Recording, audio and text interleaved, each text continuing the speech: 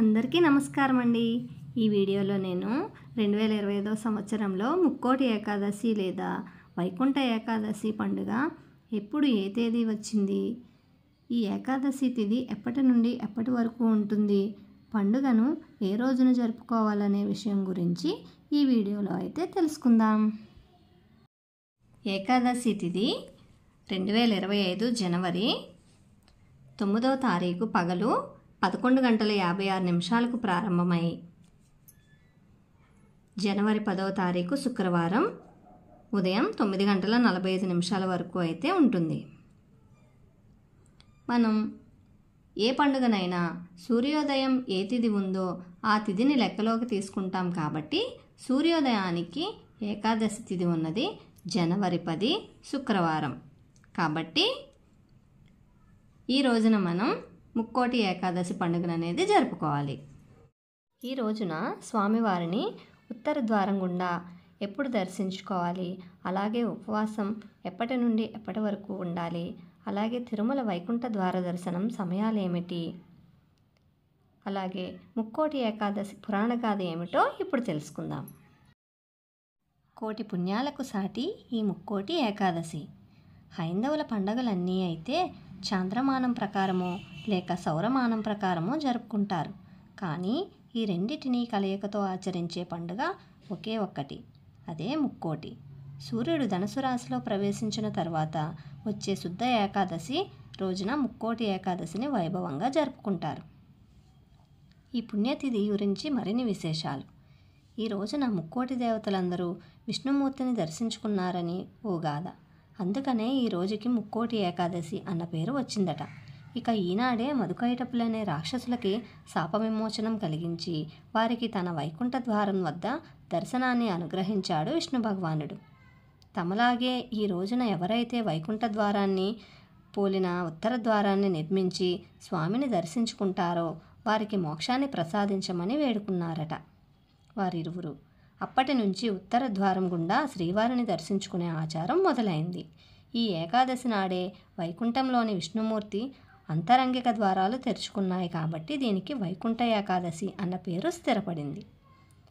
అసలు ఏకాదశి అంటేనే హిందువులకి పరమ పవిత్రమైన రోజు. పూర్వం మురాసురుడనే రాక్షసుని సంహరించేందుకు విష్ణుమూర్తి నుంచి ఒక అంశ వెలువడిందట. ఆమె ఏకాదశి అనే దేవత. ఏకాదశి సేవకు వచ్చిన విష్ణుమూర్తి తిథులలోకెల్లా ఏకాదశి గొప్ప తిథిగా ఎంచబడుతుందని, ఎవరైతే ఆ రోజు నిష్టగా ఏకాదశి వ్రతాన్ని చేస్తారో వారు వైకుంఠాన్ని చేరుకుంటారని వరాన్ని వసగాడు. అందుకనే ప్రతి ఏకాదశి నాడు మన పెద్దలు క్రమం తప్పకుండా ఉపవాసం చేసేవారు. దీనివల్ల ఏకాదశి ఫలం అనే పుణ్యము, ఆరోగ్యం అనే పురుషార్థము రెండూ లభించేవి. అయితే సూర్యుడు ఉత్తరాయణంలోకి ప్రవేశించే ఈ ధనుర్మాసంలోని ముక్కోటి ఏకాదశి నాడు కనుక ఉపవాసం చేస్తే మిగతా ఏకాదశి రోజులన్నింటిలోనూ ఉపవాసం ఉన్నంత ఫలం దక్కుతుందని నమ్మకం. వైకుంఠ ఏకాదశి నాడు తప్పకుండా ఏకాదశి వ్రతాన్ని ఆచరిస్తారు. ఈ వ్రత విధానం ప్రకారం దశమి నాటి రాత్రి నుంచే ఉపవాసానికి ఉపక్రమించాలి. ఏకాదశి రోజు ముర బియ్యంలో దాక్కుంటాడని, అందుకే బియ్యంతో చేసిన ఏ పదార్థం తినకుండా ఉండాలని అంటారు. ఈ రోజున ఉపవాసం ఉంటే మిగతా 23 ఏకాదశులు ఉపవాసం ఉన్నట్టే అని విష్ణు పురాణం చెబుతోంది. ముర అంటే తామసిక రాజసిక గుణాలకు పరిషడ్వర్గాలకు ప్రతీక. వీటిని ఉపవాసం జాగరణల ద్వారా జయిస్తే సత్వగుణం లభించి తద్వారా ముక్తికి మార్గం ఏర్పడుతుంది. వరి అన్నంలో ముర నివాసం ఉంటాడు కనుక మందబుద్ధిని ఇచ్చిని జాగరూకతతో దెబ్బతీస్తాడని అంతరార్థం.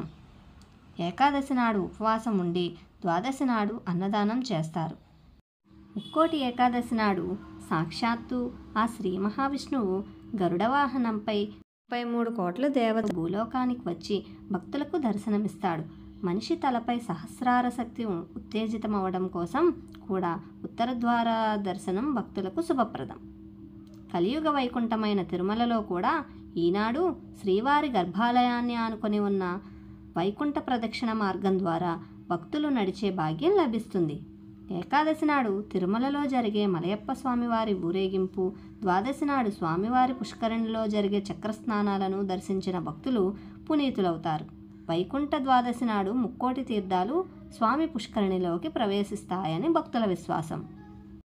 తిరుమల తిరుపతి దేవస్థానంలో స్వామివారి వైకుంఠ ద్వార దర్శనం ఈ ఒక్క రోజులో భక్తులు దర్శించడం జరగదు కాబట్టి ఉత్తర ద్వార దర్శనం జనవరి 10 శుక్రవారం తెల్లవారుజామున మొదలై